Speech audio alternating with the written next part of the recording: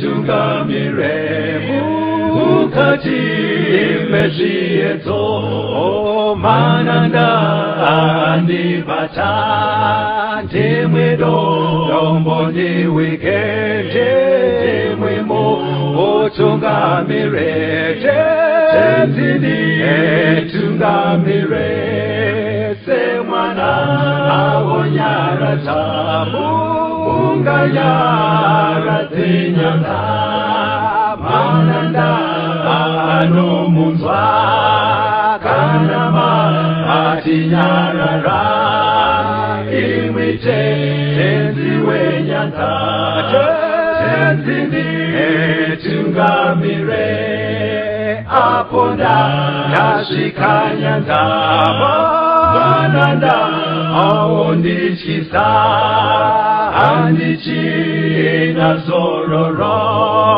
ndotsamira kune mwika kandinzwe imwi motiti ndinokutungamira.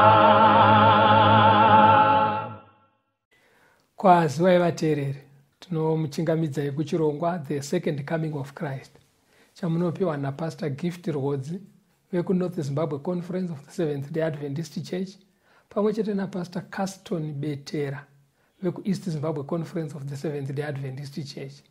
Mustudio nhasi tina Proclaim Rhodzi ndiye ari kutiisira musign language. Mufundisi kwazisai vateereri. Welcome vateereri, tinokuchingamidzai. Tinoda kutenda. Hurukuro yedu yatiinayo nhasi inoti kudzoka kwaEria. Ndizvozvo pastor, return of Elijah. Nyaya iyoyo inobuda zvakanaka patichapinda mukati. Okay. But ndofunga munobvumirana neni mufundisi kuti zita rekuti Eria harisi diki. Munyaya dzekunamata. Even dzimbo dzinoimbwa dzakawanda Eria achinzi dzika Eria. Ndondwari kuti dzine chirevei. Saka nyaya iyoyo chinoita kuti kurumbire itorimo mubhaibheri. Saka ndoda kuti tibva tapinda pairi yekudzoka kwaEria. Muchizoona zita racho richitaurika zitereki zveshuwo pane pazvakanyorwa mubhaibheri. Hatitangei kuOld Testament pana Malachi chapter 4 verse ya 5 na 6. Malachi chapter 4 verse ya 5. Tarirai ndichakutumirai muprofita Eria, zuva iro guru raJehovha rinotyisa risati rasvika. Iye uchadzorera mwoyo yamadzibaba kuvana nemwoyo yevana kumadzibaba avo, kuti ndirege kuuya ndirove nyika nokutuka.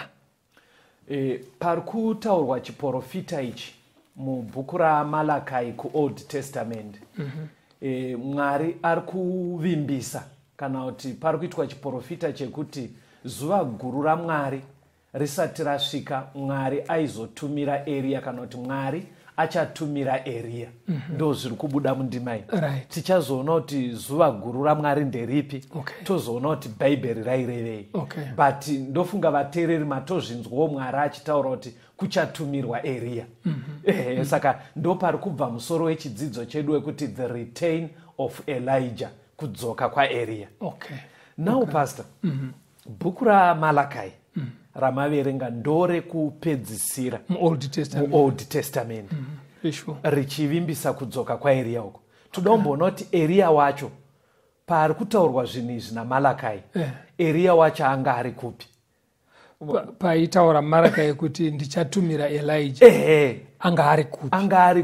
Anga ari pamwe kumaraini ari padhuze nekwana Malachi here? Toda kuti tuone kuti anga ari kupi kunzi achatumirwa achibva, kuti timboona Eria wacho watinoziva kuti anga aripi. Handei kuna madzimambo echipiri pastor. Second Kings chapter 2 verse 1 neverse 11 to 12. Madzimambo echipiri chapter 2 verse ya 1. Zvino nguva yakati yasvika, Jehovha yaakada kukwidza Eria nayo kudenga nechinyamupupuri, Eria akaenda naErisha vachibva Girigari. Verse 11.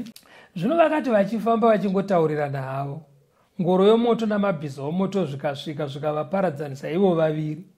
Eria akakwira kudenga nechinyamupupuri. Erisha akazviona akadanidzira achiti, baba vangu, ngoro yaIsraeri navatasvi vaya vamabhiza. Akasazomuonazve, akabata nguo dzake akadzibvarura napakati. Right. Saka Eria munhu akatorarama pastor. Right. Is a historical figure yetori muOld Testament. Aive muprofita waMwari. But maguma anotsanangurwa about Elijah sekuverenga kwamaita. Akatozoenda kudenga, akatorwa nechamupupuri. Right. Ndobva aenda kudenga. Saka Malakai paari kuti pachatumirwa Eria. Panguva iyoyo Elijah chaiye akararama uya. Anga ari kudenga. Saka muchiona pachizoita pfungwa dziya dzekunzi dzika Eria. But vanhu vozviziva futi kuti pane pakanyorwa muBhaibheri panonzi Eria achatumirwa. Saka tati titeedze nyaya yekuti paBhaibheri pariri kuti ndichatumira Eria. Saka achabva here kudenga kuya kudzoka panyika. Saka Old Testament yakabva yapera pastor. Saka ngatichiyambuka tipinde muNew Testament. Pana John 1 verse 19 kusvika pa24. Pfungwa yatinoda kuti tione apa pastor ndeyekuti vanhu muNew Testament pfungwa yakaprofitwa yekudzoka kwaEria vaiiziva here. Ndo pfungwa yatinoda kuti tione. John 1 verengai kubva verse 19 kusvika pa24.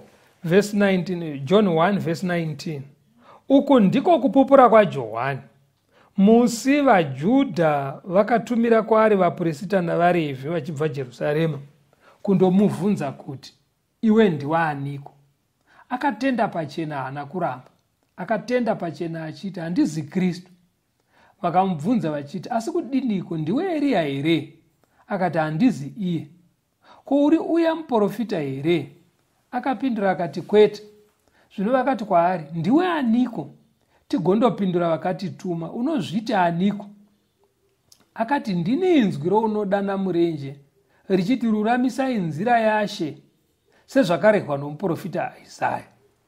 Ava vakanga vatumwa vaiva vaFarisi. Okay. Saka pakauya Johani mubhabhatidza achiparidza. Right. Vaitungamira chechi nguva iyi vanga vachiziva zvakataurwa naMalakai. Kuti kuchatumirwa Eria. Kuchatumirwa Eria. Saka vakanyatsona kuti kaitiro kari kuita muchindo ikoyo. Kasiyana nezvakajairika. Nekazvakajairika katibvunze. Ndofunga pamwe zvakataurwa naMwari zvauda kudii. Saka pavakatumira vanhu vakamubvunza, handobva ati handizi Mesaya. Zvikanzi umbori hani iwewe? Saka ndiwe here Eria? Ndozita ravakabva vataura. Zvikanzi aiwa handisi, ini ndingori izwi rinofanodedzera kuti ruramisai nzira dzani dzeunouya. Saka panapa zviri kubuda vateereri ndezvekuti New Testament ichitanga vaiita zvekunamata nguva iyoyo vaitotarisira kudzoka kwaEria panyama. Chinhu chavanga vabatisisa chekutoti Eria anofana kutanga kuuya sezvakarehwa naMaraka. Saka Bhaibheri rairevei kuti Eria anofana kutanga kuuya. Pana Luke 1 verse 17 pastor. Verse 17. Vachafamba pamberi pake nomweya nesimba raEria kuti adzorere mwoyo yamadzibaba kuvana navasingateereri kuuchenjeri hwavakarurama, agadzirire Ishe vanhu vakamugadzirirwa kwazvo. Pavabvunza Johani mubhabhatidzi kuti ndiwani, abva ati inini ndiri izwi rinoudza vanhu kuti mururamisire nzira yaIshe, kugadzirisira nzira yaIshe. But Johani mubhabhatidzi uyu asati akura kudaro, paakaprofitwa zvekuzvarwa kwake, ngirozi Gabriel yakaenda ikanotaura nababa wacho Zakaria. Ndo yataura pavhesi ramaverenga pasi. Ikanzi mwana wamuchazvara uyu achaita basa mumweya waEria. Kureva kuti anenge maitiro ake anenge akafanana naEria. Kaitiro kacho dai kuri kwekuti pane vanenge vachiziva zvaiitwa naEria, munobva matoti shuwa Eria chaiye.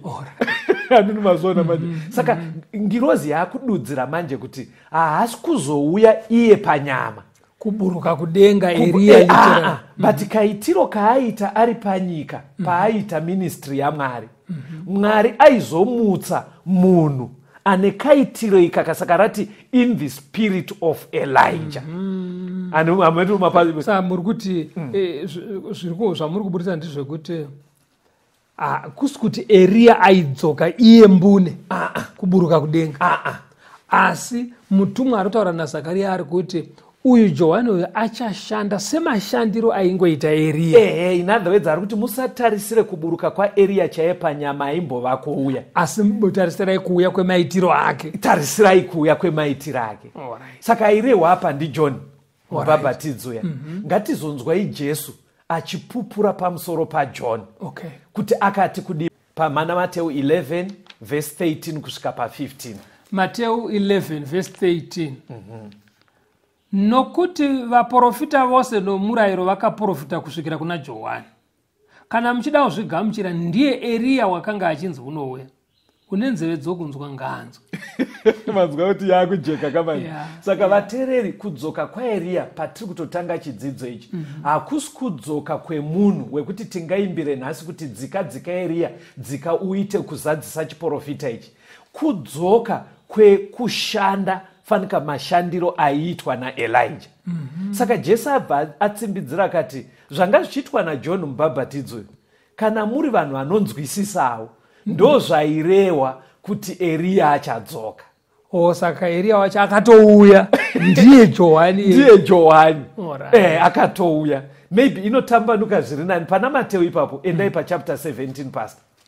Verengai verse 1 kusvika pa4. Mozoverenga verse 10 kusvika pa13.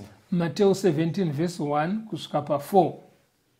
Mazuva matanhatu akati apfuura, Jesu akatora Petro naJakobho naJohani munun'una wake akaenda navo mugomo refu vari voga. Akashanduka pamberi pavo, chiso chake chikapenya sezuva, nguo dzake dzikachena sechiedza. Pakarepo Mozisi naEria vakaonekwa navo vachitaurirana naye.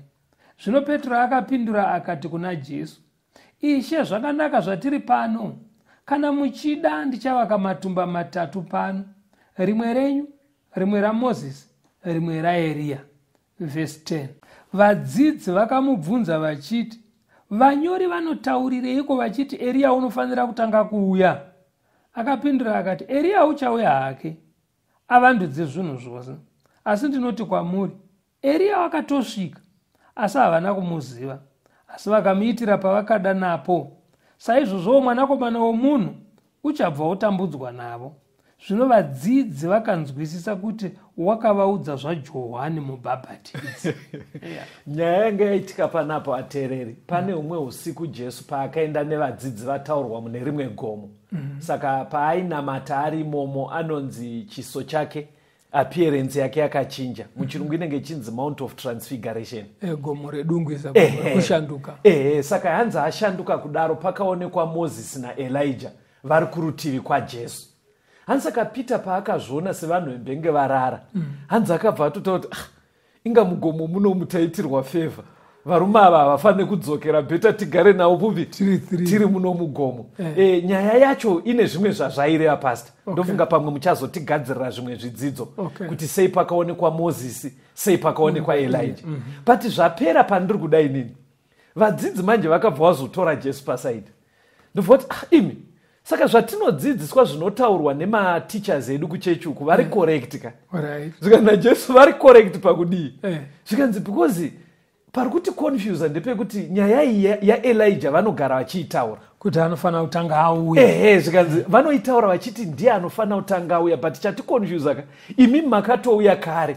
Eria tatozongomuona nhasi unoyu. Saka chii vari kukanganisa here vanyori pavanoti Eria anofanira kutanga auya? Maona waivo mubvunzo, because ivo vaitoti kuuya kwaita Eria pagomo kuya ndo kwakataurwa naMalakai. Jesu ndobva ati aiyo Eria achauya. Akatouya. Zvikanzi aiwa itererai dzokorerai munzwe paverse 10. Verse 10.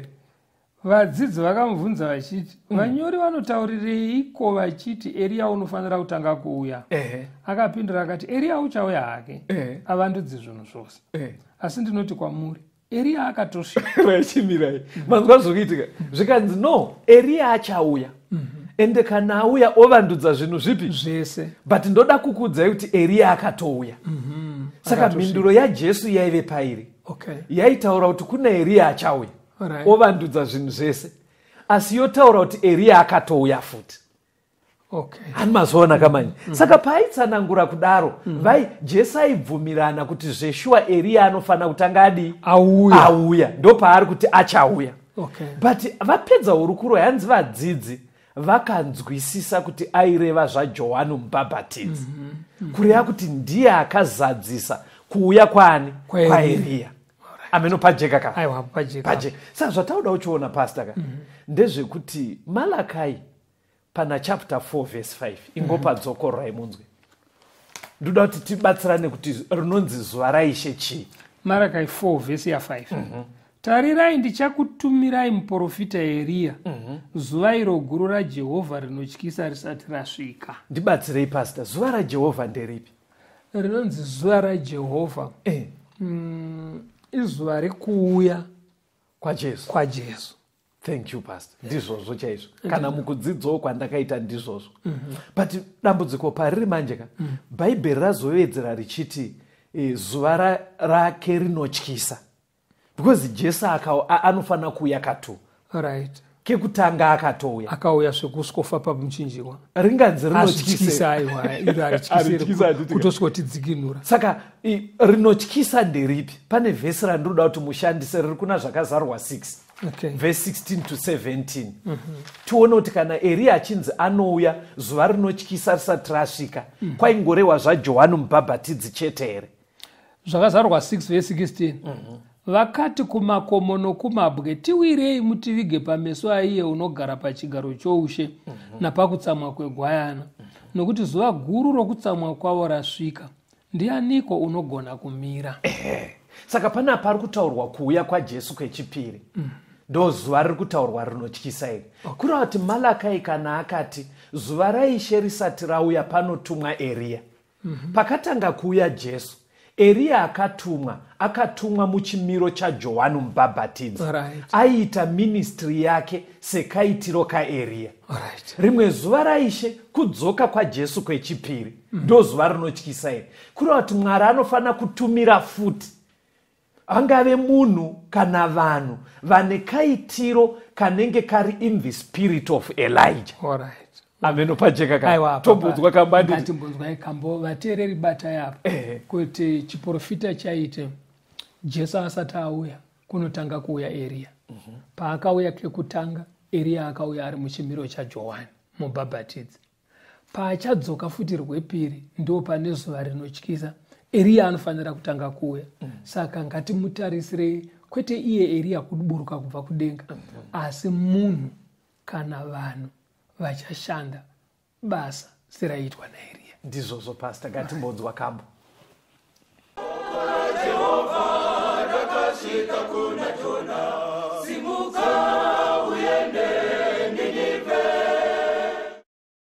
Nekukasika Jesu achauya,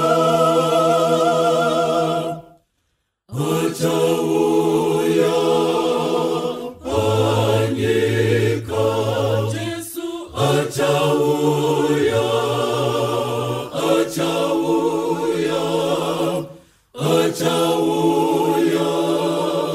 panyika. Jesu achauya,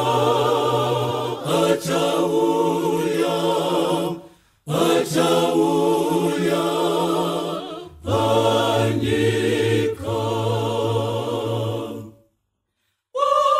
Vanotenda vachamuchingamidza, vasachafara kuwana mambo wavo. Vanotenda vachamuchingamidza, vasachafara kuwana mambo wavo.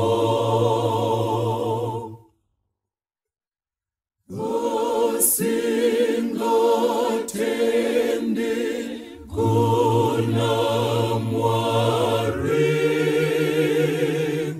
vasingamukudzi vachatiza,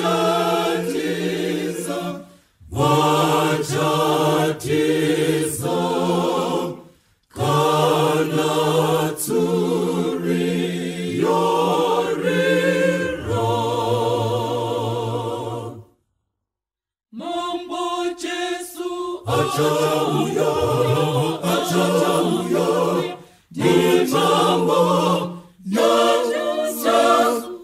achauya kuzotora vatsvene. Mambo Jesu achauya mitambo yaJesu achauya kuzotora vatsvene.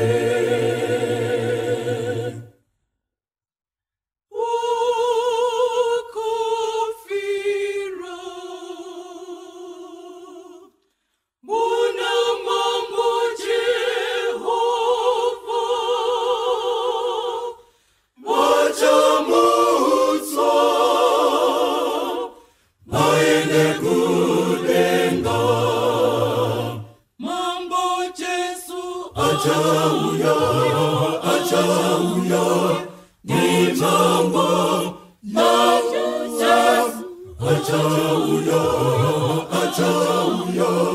kuzotora vatsvene. Mambo Jesu achauya mitambo yaJesu achauya kuzotora vatsvene.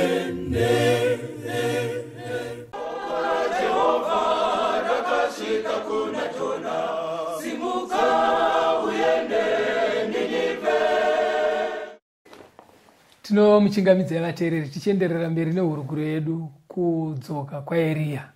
Toda kutenda pastor. Yes. Tiri pachiprofita chakavimbiswa kuti Eriya anofana kuuya zuva raJesu risati rasvika. Saka chikamu chataita chekutanga taona kuti pakauya Jesu kekutanga akazadzisa kudzoka kwaEriya aive John mubhabhatidzi. Aiita ministry yake zvakafanana nezvakaitwa naElijah wekuOld Testament. But pa the second coming yaChrist panofana futi kuita mumwe Eriya anoskuita basa rimwe chete iroro. Saka pastor, chirongwa chino chinonzi the second coming of Christ. Chine kurudziro netheme yekuti kutaura chokwadi Jesu anouya kechipiri.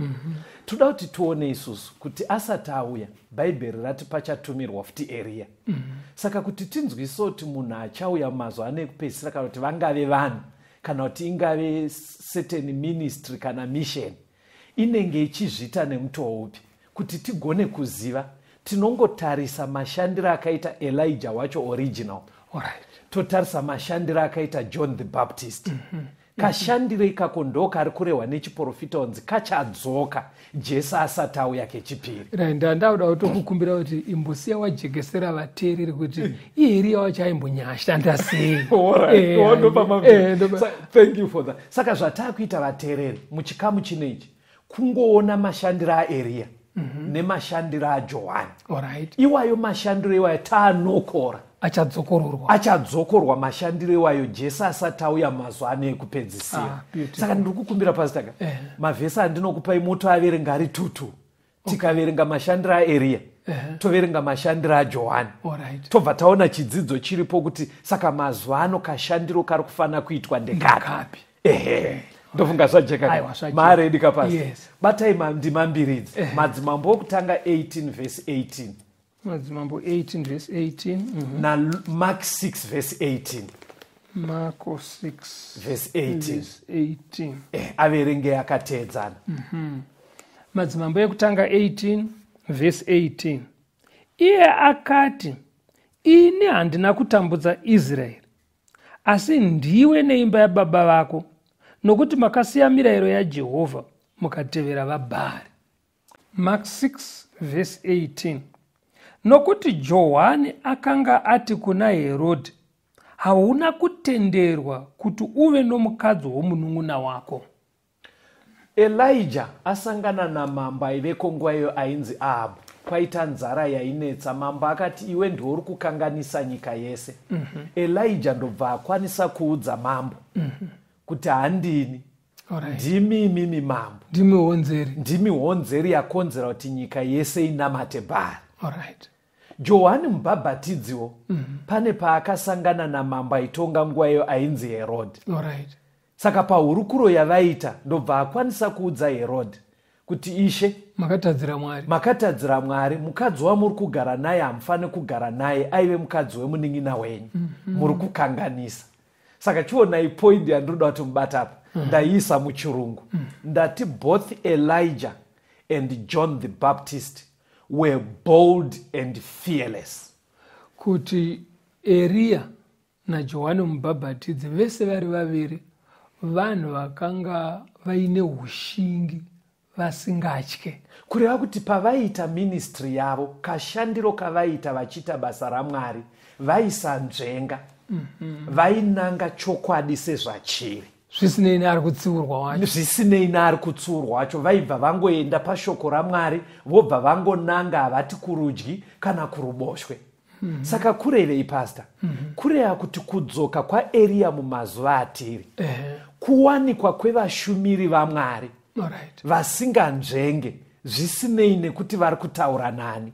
Muri kureva kuti vanotsanangura zvinofanira kuitwa nekubuditsa pachena kukanganiswa kuripo sezvazviri. Batai chinhu ichi pastor, kuva bold ka hazvisi kureva kutukirira vanhu. Mapabata kapa. But kungoti kana pasvika pashoko raMwari nezviri kuraramika, kuisira vanhu pachena usingatye chokwadi sezvachiri, zvisinei nekuti ndiani ari kutaurwa naye. Ndozvaiita Johani ari pana Herod, ndozvaiita Elia ari pana mambo. Saka mumazuva ano manje, return of Elijah tiri kuti kudii? Kuwanikwa kwevashumiri kana kuti kuwanikwa kwechimiro munyika chinotaura chokwadi sezvachiri, zvisinei kuti ndiani ari kuudzwa chokwadi. Pakajeka ka. Hatiwonei futi zvimwe zvavaive zvinotibatsira kuti tizive kuti kudzoka kwaElia mumazuva ano chii. Batai mavhesi ayamufundisi. Madzimambo ekutanga 17 vhesi ya11 moiverenga yakateedzana naMark 1 verse 6. Madzimambo ekutanga 17 verse 11. Zvino wakati achienda kuzoitora, akamudana akati, "Dondivigiravo chimedu chechingwa muruoko rwako." Johani akanga akapfeka nguo yamakushe ekamera nebhanhire reganda muchiuno chake, waidya mhashu novuchi hwesango. Pandiruda pastor ndepekuti timboona yaive lifestyle yaElia nelifestyle yaJohani, mararamiro avaita. Muchidimbu pandima dzamaverenga idzi, ini zvandakakwanisa kunokora pandima idzi, ndakaona kuti Elia naJohani vairarama on a simple diet. Kureva kuti madyiro avo anga asiri madyiro aya ekunzi ndeepamusoro-soro. Nekuti pastor ukaona bhaibheri chinyora tunhu, pane tumwe tunhu twarinotaura twaunoshaya kuti dzimwe nguva twataurirwei. Asi tuine zvatunoreva. Zvinhu zvese zvingataurwe, bhaibheri rodzengerera pakuti achizodya uchi, achizodii. Rinoda kuti tione lifestyle yaairarama. Kureva kuti manje chiprofita kana chaakuti zuva raishe kudzoka kwaJesu kwechipiri kusati kwasvika, Mwari achatumira muprofita Elia. Muri kunzi mukadzidza kararamiro kaElia nekararamiro kaJohani, nekuti Johani ndiye akazadzisa chimiro chaElia pakaya Jesu kekutanga. Mukadzidza lifestyle yevanhu, muri kubva manzi iyoyo lifestyle iyoyo ndo ichawanikwa pakati pevanhu vaMwari mumazuva ekupedzisira. Saka muri kuti mimi chimwe chinhu chichawanikwa pavanhu nganzi ndivo Elia, vane mararamiro kuti mukurarama kwavo madyiro avo, asi madyiro aya ekuti ane baridzira. Zvarinotoita bhaibheri parainyora kudaika, raitoziva kuti rikangodai imimi manzwa kuti kadyiro, unobva watoziva kuti iyewo Mwari ane kadyiro kaanoapuruvha mubhaibheri. Kadyiro kanokosha. Kadyiro kanokosha pamazuva ano ekupedzisira kuvanhu vatingati ndo vatora role yaElia wemazuva ekupedzisira. Munogona kuti uwedzerere kuti imi makatomboti pazvidzidzo zvine chekuita nekudya. Vateereri, kuvana vaMwari nyaya yekudya haibate munhu wese, ibva imanyatsova clear ipapo. But kuvana vaMwari ana Eria nana Johani mubhabhatidzi, nyaya yekudya chinhu chaiye chakakosha zvekuti vaisadya zvisingaapuruvwe naMwari. Pamusoro pekudya zvinoapuruvwa zvacho, ndoti chikopasi, vaisaita zviri excess. Okay.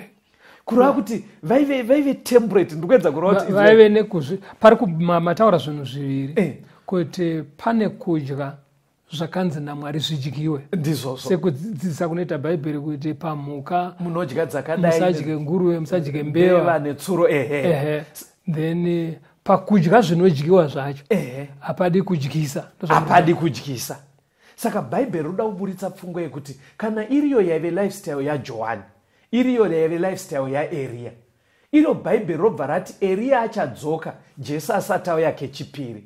Bhaibheri riri kutokukurudzirai vanhu vaMwari kuti mumazuva ano ekupedzisira pane kadyiro kana apuruvwa naMwari.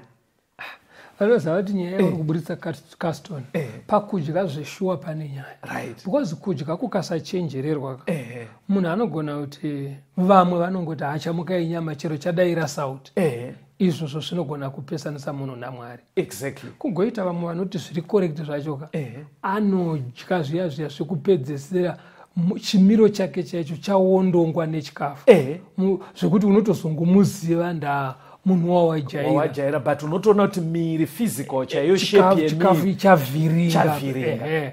Izvozvo hazvirumbidzi Mwari futi. Hazvirumbidzi. Kugozoita kudya kwokuti zvikanyanya kushota, hazvirumbidzi zvekuti mwiri unopedzera wakuchemera zvimwe zvinodiwa muchikafu. Saka ana Eria havafanire kuwanikwa, vanofanira kunge zviri balanced, zvinofanira kuva balanced. Saka apa hapasi kurehwa Eria achadzika kubva kudenga pastor. Pari kutorehwa chimiro chichawanikwa muvanhu vaMwari vanenge vachiparidza vari bold and fearless, vasinganzvenge, asi lifestyle yavo futi ichirumbidza Mwari mumadyiro avo. Saka uri kuti vanhu ava, kana ndanzwa zvakanaka, havazi vanhu vokuti vanganamate vachimwa doro. Hazvitodaro nekuti Mwari haapuruvhe doro. Havanganamate vachidya mbewa nenguruve. Hazvingadaro, because izvozvo hazvaapuruvwe neshoko raMwari.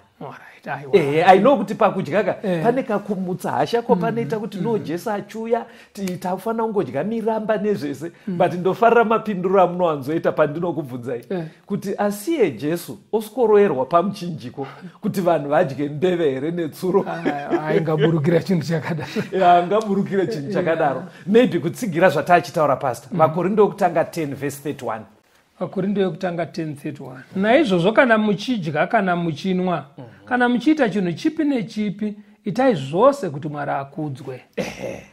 Rabva razoti chinhu chipi nechipi, kureva kuti palifestyle ine chekuita nezvinhu zvinopinzwa mukati memiri yedu vanhu vaMwari, unogona kuvapo muteerero uri kubvunza kuti asi pakanyatsorambidzwa fodya ndepapi, kana kuti pakarambidzwa kutora madrugs anokanganisa miri ndepapi. Ndopanzi navaKorinde, kana tichidya kana tichinwa kana tichiita chinhu chipi nechipi, ngatiitei kuti Mwari akudzwe. Kureva kuti muri kuti mimi Mwari haangakudzwe nekuzvita fodya, nekuti iyo pachipaketi pacho pakatonyorwa kuti inouraya, pakatonzi hazardous, ine ngozi kumuviri. Saka hakusi kurumbidza Mwari. Vateereri vanenge vachiti ndepapi chaipo pakanyatsonzi fodya haidiwe. Ndosaka taverenga vhesi iroro vateereri. Ngationei chimwe chinhu pastor, endai kuna madzimambo echipiri, chapter 1 verse ya 8. Vakamupindura vakati, wakanga ari murume wakafoka nguo yemvere, akazvisunga chiuno chake nebhanhire reganda. Iye akati ndiye Eria muTishibi. Saka panapa chimwe chaakubuda pastor, besides kadyiro kaElijah, hanzi aive nedressing yaaibva atozivikanwa nayo. Because mambo musuya hameno zvaangaida kuita. Ndobva vatsurwa naEria. Vanhu vasikoripota kuti pane murume atiti musaende kwete tichienda. Zvikanzi anga akaita sei, ndobva vadescribe nedressing. Mambo ndobva abva ati aiwa ndamuziva ndiEria. Kana mateerera futi vateereri pataverenga kuna Mark 1 verse 6, patsanangurwa futi dressing yaiwanikwa pana John the Baptist, iyaya yemvere dzedehwe rekamera. bhaibheri parinotanangurira tunhu pasi harisi kuti tipfeke mateu iye zvino but ruda kungoburitsa kuti mapfekero aiita varume ava cherechedzai chinhu ichi ndichaisa mavara echirungu vaipfeka zviri durable. Alright, vaipfeka zvekuti mbatya dzavo dzisingakurumidzi kusakara and material yacho was available munharaunda mavanotogara mapabataka asi ichivabatsira kumaweather conditions. Okay, kureva kuti vaipfeka mbatya dzaiwanikwa munharaunda mavaigara panguva imwe cheteyo dzichienderana nemamiriro ekunze dzaitoita kuti adzirwe dzaitoita kuti upfeke. Saka muri kuti sandapedza imwe point pekupedzisira tichiona nguo dzavaipfeka nedzaipfekwa nevamwe nguva iyoyo dzavo dzaisava in excess kureva kuti dzanga dzisiri dziya dzinobaridzira zvekuti dzekupfekera kuti tionekwe. hadzisi dzekuti mukutaura kwanhasi toti vaive kumberi aiwa hadzisi dziya dzine ichinzi ndo latest yangopinda hatisi kuti latest yakaipa but ndoda kuti tingonokora pavarume ava zvinotimodharata zvinotigaidha kuti vangangopinda pachinzvimbo chaarea mazuva ano even dressing yavo ingadii. Imbotaura pawati vaipfeka zvaiwanikwa mavaigara hazvipi pfungwa yekuti here vanhu haikona kupfeka hembe dzakabva kunze kwenyika. Pfungwa yandaida kungoburitsa ndeyekuti hapana chikonzero chekuti tizoti vangawanikwe vakashama. Mamanzwa pfungwa yandoda kuburitsa ndeyekutoti kuri kwekuti havana mari nguva iyoyo vane kakutogadzira kavaita asi munhu otodii otoshamba kungoreva kuti munhu mumazuva atiri kuraramaka munhu anofanira kuva akapfeka ndo chekutotanga chinoda kungobuda but opfeka maybe chirungu chinobatsira zvamurubvunza pasaka ini ndonyanyoshandisa chirungu kungoti their clothing was simple and modest chingondibatsirewo ipapo kupfeka kwavo kwakusiri kupfeka kuya kwokuti ndionekerwe right plus kwakuri kupfeka kune mutsigo ndo zviri kubuda apa. In other words, inzwai vateereri paverengwa vakorindeya payati kana tichidya kana tichinwa kana tichiita chinhu chipi nechipi ngatizviitei kuti Mwari akudzwe. Pari kunzi chinhu chipi nechipi aka kutoreva kuti Mwari ari concerned nekapfekero kedu. Vachaita ushumiri hwaeria mumazuva ano ekupedzisira havasi vanhu vanongoti chero ndapfeka mapanzwa pasitaka chinotanga kuonekwa pavari imeseji hembe handidzo dzinoita ruzha pavanhu vaMwari vanenge vachiita basa iri mumazuva ano ekupedzisira pajeka ka saka vateereri rambai muri pachirongwa ngatimbonzwa kambo.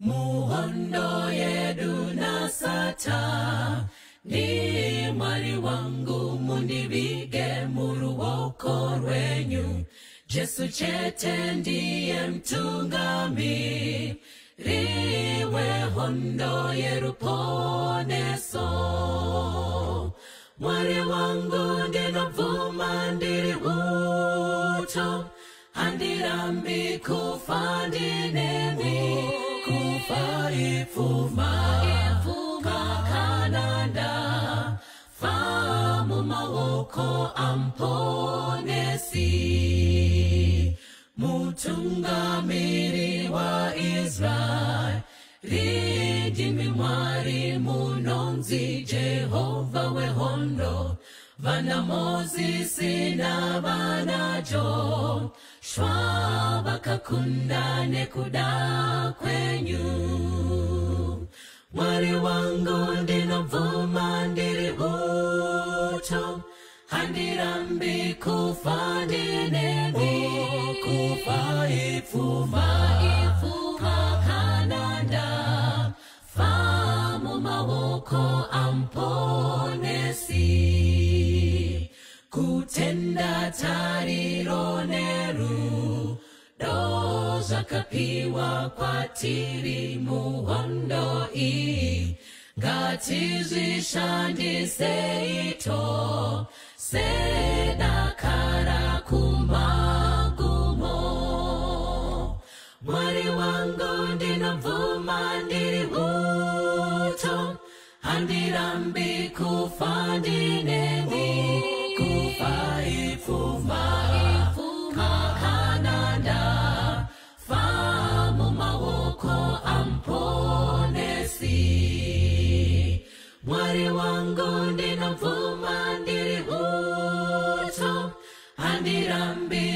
kufa ndinemwe kufa ifuma pakananda fa mumawoko ampo nesi.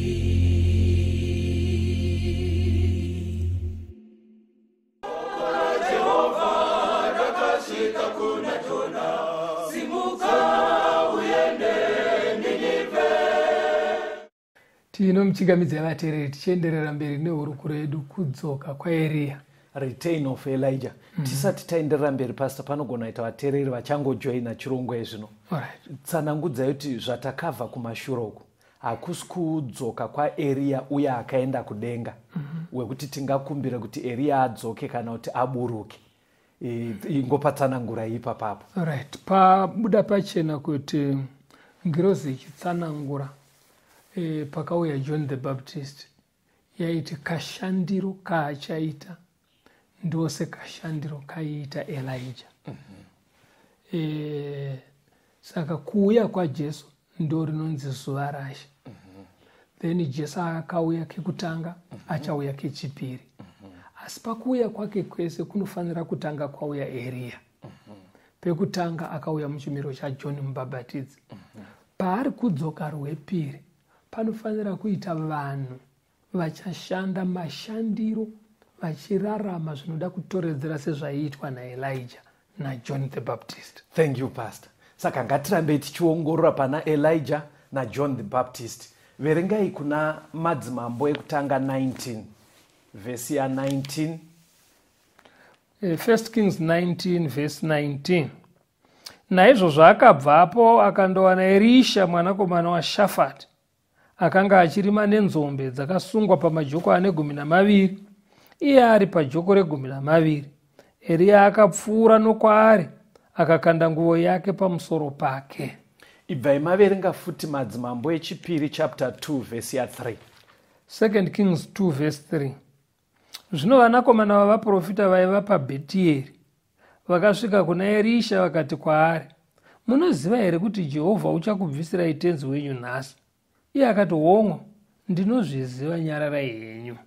Ndima yekutanga yaverengwa namufundisi ndepaya paya Elijah paakaenda achinotora Erisha kana kuti Elisha kuti auye apinde mubasa raMwari. Akamuwana mukomana we aitorima ari kumunda kumba kwavo, ndobva amupa chiratidzo chakaita kuti abva aziva kuti Mwari ari kumudedza kuti auye kuministry. Ndima yechipiri yaverengwa namufundisi iri kuratidza Elijah achipota achitenderera munainzi maschools of prophets. Mune vanhu vaidzidzira maskills eupenyu vachidzidziswa shoko raMwari. Ndo chimiro chataona apa. NdiEriya. Ndoda kuti muchiverenga tingoona kuna Johani. Tobva takurukura zvatinodzidza ipapo. Pana Luke 7 verse 18. Luke 7 verse 18. Vadzidzi vaJohani vakamuudza izvozvo zvose. Right. Pana patiri kuona Johani Mubhabhatidzi aive nevadzidzi vake. Saka inini pastor, pfungwa yandanokora apa, yandiri kufunga kuti yakakosha mumazuva ano ekupedzisira kuvanhu vachawanikwa vachizadzisa roho yaEriya. Ndanyora nechirungu pastor, ndanyora kuti both Elijah and Elisha were busy discipling others. Kureva kuti musatadze chirungu ichocho pastor. Ndiri kuda kuti pfungwa yacho ijeke kuvateereri. It's okay. Yandabata yekuti Eriya naErisha zvinosanganisira futi naJohn Mubhabhatidzi vaive nevadzidzi right vavaidzidzisa kubata basa semabatiro avaiita ivo. Thank you. Asaka manza ndachifunga kuti pandati discipling paya ndafunga kuti ndichavhiringika ivara rinobva panere kuti disciple kureva kuti mudzidzi. Vateereri chiri kubuda panapa ndechekuti pa ministry mashandiro aiita Eriya nemashandiro aiita John the Baptist vese hongu vaiita basa raMwari, but vainzwa vaine chikwereti vakasadzidzisawo vamwe basa iroro nekukurudzira kuti vavadzidzisa vadzidzisawo vamwe.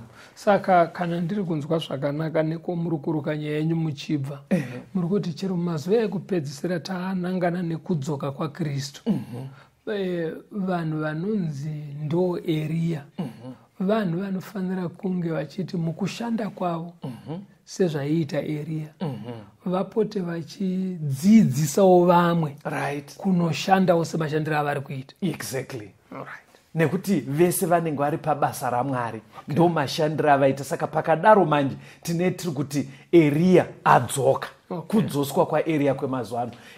Pfungwa iyoyi pastor paino inini inondidisturba mbichana. Ndeipi? Iyo yatiri kutotaura yekuti pakuitwa kwebasa raMwari vamwe vadzidziswe. Sorry ndoda kushandisa muenzaniso wenyu neni patinenge tiri mustudio tichitungamirira zvidzidzo izvi.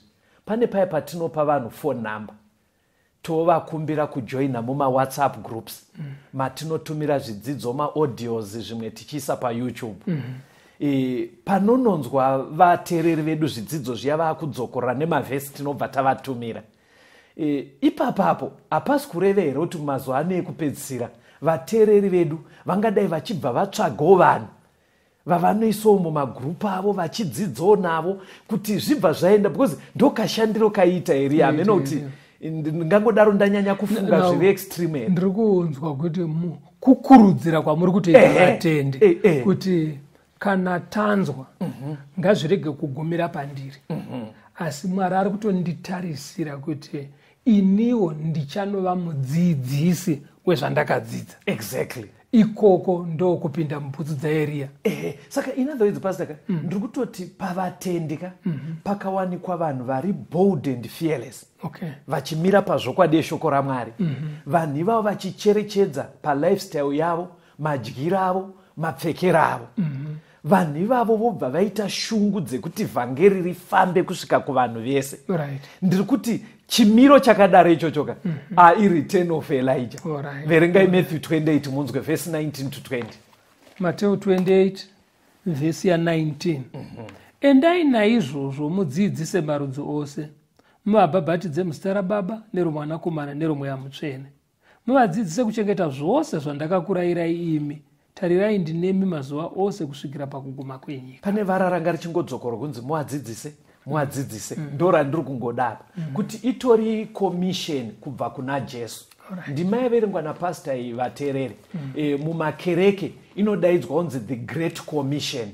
Kutumwa kukuru kwakaitwa vatendi vese especially mazuva ano ekupedzisira kuti handei tidzidze nevanhu, tidzidzise vanhu. Ivo kana vadzidza vodzidziso vamwe. Ndo zvaiwanikwa pana John, ndo zvaiwanikwa pana Eria. Chimwe futi chaiwanikwa pavari, endai kuna madzimambo ekutanga 18 verse 21a mobva maiverenga yakabatana naMatthew 3 verse 5 to 6. Zvino Eria akaswedera kuvanhu vose akati, mucharamba muchifunga mifungo miviri kusvikira riiniko? Kana Jehovha ari Mwari, mumutevere. Kana ari Bhaari, mumutevere. Verengai Matthew 3 verse 5 to 6. Matthew 3 verse ya 5. Zvino veJerusarema neJudhea rose vakabudira kwaari nenyika yose yapaJorodhani, vakabhabhatidzwa naye murwizi rwaJorodhani, vachizvireurura zvivi zvavo. Mashandiro aiita original Elijah uya yaakatorwa nechampupura ari kudenga naJohn the Baptist akazadzisa kudzoka kwaEria pakauya Jesu kekutanga. Vese vari vairi vaipa zvidzidzo kana kuti vaiparidza zvakadaro zvekuti zvaifana kusiya munhu achifanira kupa decision. Kuti vaidzidzisa kwete zvongodzidzisa munhu odzokera akadaro, asi munhu ainzwa kutongeswa zvekusvika pakutoda kutoita sarudzo. Exactly. In fact vaitokurudzira kuti paitwe sarudzo. Ngatitarisei Eria kekutanga vanga vari pagomo reKameri, nyika yese inge yakunamata Bhaari. Vashoma shoma ndo vangu vachiri kuna Jehovha. Saka akabva amira pamberi pavanhu kwakunyatsotaura zviri clear kuti varumeka izvi zvekuti munomboti mauya kuchechi modzokera kuna Bhaari hazvishande. Kana muruda Bhaari ibvai maenda kwaBhaari. Kana muruda Mwari moya kunani? Kuna Mwari. Paifana kubva patonyatsoitwa decision, hakuswe kuti ainzvenga. Chikonzero Johani womubhabhatidzi ainyanyoita ministry ari kurwizi kuna Jordan. Mari idzo nekudzidzisa kwaaita kwaiburitsa pachena zvinosunda vanhu kuti vabva vadhisaidha kuti nezvandairarama ndofana kusiya izvi ndoita izvi ndibhabhatidzwa. Amenoti saka kana zvichinzi Eria anofanira kuuya, yes, Jesu asati adzoka, kureva kuti kune vanhu vanofanira kuita basa rekuenda nedzidziso isingasiye vanhu vari zvavakawanikwa vari. Thank you. Asi inodzidzisa zvinhu zvekuti vanhu vanotozviona kuti pandiri ndiri padivi, right, ndofanira kuita macorrection, right. In fact message yacho inoita kuti munhu wese uongorore pauri, alright, woona kuti pandiri pane ruponeso here. Saka nemamwe manzi togona kuti kudzoka kwaEria kuuya kwemessage. Thank you. Mazoisa kachikwe makazotanga ri kutaura chirungu. Ini ndinonyanyofarira. Pastor zvavari kuedza kutaura ka return of Elijah mumazuva ano takatasira the second coming of Christ. Kuuya kwemessage. In fact movement kana kuti kufamba kwevhangeri ine chimiro chatiri kutaura ichipedzisa yenyu zvamamida kutaura kuti kune kadzidzisiro, right, ndo kacho kanogona kunzi Eria auya, ndo kanogona kunzi Eria. Zvakanozosiyana bedzi pastor ndezvekuti varume vana Elijah vaingotenderera kuSamaria, nzvimbo yavaigara. Johani aingotenderera ari ikoko kuJudhea kunana Jordan. But kana takutarisa mazuva ekudzoka kwaKristu, haisisiri message inongowanikwa kuwedza. It's now a worldwide movement. Yakuputira pasi rese. Inenge ichiputira pasi rese message. Ichita kuti vanhu vaongorore kuti pandiri panapa pane ruponeso here.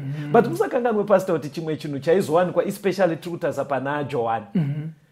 Munhu akaongorora paari akaona kuti kwandendiri ndaanchita musiya padiki pane pandandichipotsa. Macorrections iwayo ukadzidza Bhaibheri haungokaruke wangokorekta wototi ziba. Alright, unofana kuita kudzidzisa kweBhaibheri. Munhu paanoita macorrections achiona kuti apo ndanchisirira mbichana, shoko rajekesa. Process yekuti uite macorrection uchienda paricorrect inonzi baptism. Mukudzidzisa kweBhaibheri. Saka maona Johani manje aizviziva kuti ndaudza vanhu vaona kukanganisa kwavanga vachiita. Saka vochidi, saka maona aidzengerera achitambira kuna Jordan, aitoziva kuti zvaitika mumwoyo wemunhu hongu mwoyo watodhisaidha une shungu yekuraramira Kristu. Asi mucherechedzo wakataurwa neBhaibheri, munhu waakutanga process yekuti Mwari ndipei simba ndirarame zviri correct. Public manifestation yekuratidza kuti zvandaita ndaakuzvisema, ndaakuda upenyu hutsva, inoitwa nerubhabhatidzo. Saka vateereri zviri kubuda pachina ndezvekuti Jesu aakuda kuzobva ouya. Pane kaparidziro kevanhu vanomutswa naMwari. Meseji yavo ndeyekuti vanoinzwa vanofanira kutozvimisira kuita macorrection. Asi pane danho ravanofanira kutora ringanzi kudeclare publicly kuti inini ndasimuka kuti ndiite zviri kudiwa naMwari, vachiratidza nedanho rekubhabhatidzwa. Ndizvozvo chaizvo. Saka pamovement chimwe chinowanikwapo kubhabhatidzwa kwevanhu pastor. Vanhu vaita decision pachavo. Iyo message inongoisa bedzi zvinodiwa naMwari. Munhu anozvidhisaidhira obva abhabhatidzwa. Ngatifambei tione chimwe chakawanikwa paupenyu hwaElijah naJohn the Baptist. Madzimambo ekutanga 19 vhesi ya2 naMark 6 verse 24. Madzimambo ekutanga 19 verse 2.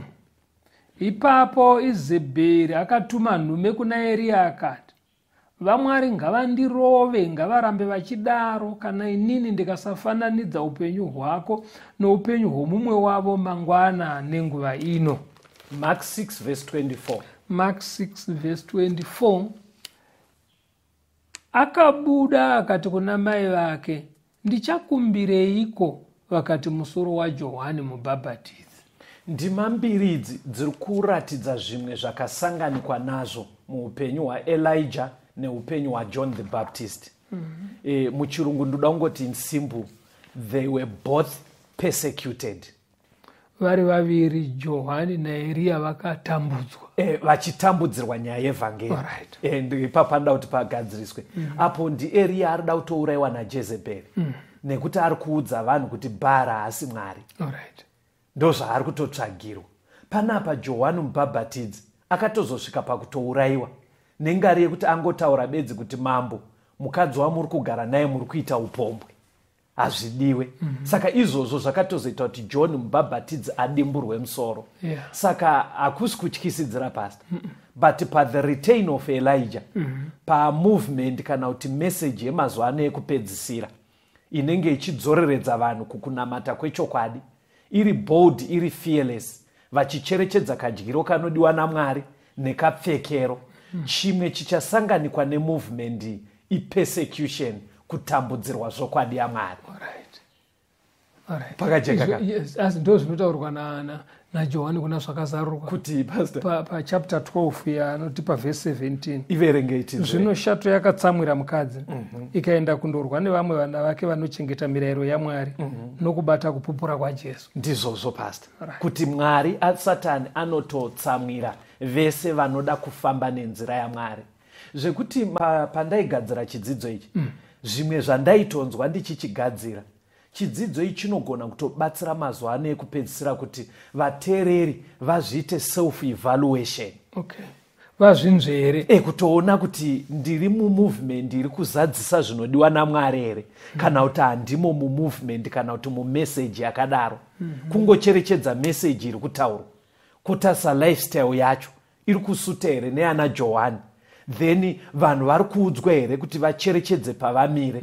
Saka ndo zvinoreva Bhaibheri kana richiti return of Elijah. Haazi Eria achaburuka kudenga, imessage ichaputira pasi rese mumazuva ano ekupedzisira. Onekai vateereri. Oda kutenda vateereri nekuva nesu pachirongwa. Kana pangaite mibvunzo kana pamwe panoda kuti tibatsirane, tibatei panhamba dzinoteera 0774 651 181 0774 651 181 kana kuti 0716 452 086 0716 452 086. Mwari vave nemi vakuchengetei. Tingosangana muchikamu chinotevera. Tinozogara pedyo payo mvura yeupenyu, Jesu anozomirayo kuchingamidza isu. Tinozogara pedyo payo mvura yeupenyu wayo, Jesu ndiye mvura ini, mvura yeupenyu. Apo tane kufamba, tafara kugara, uko mvura inowerera, tinoona simba. Tinozogara pedyo payo mvura yeupenyu wayo, Jesu ndiye mvura ini, mvura yeupenyu. Ndizvo uyai kuna Kristu, mvura yeupenyu, munozoona ruponeso rwagadzirirwa isu.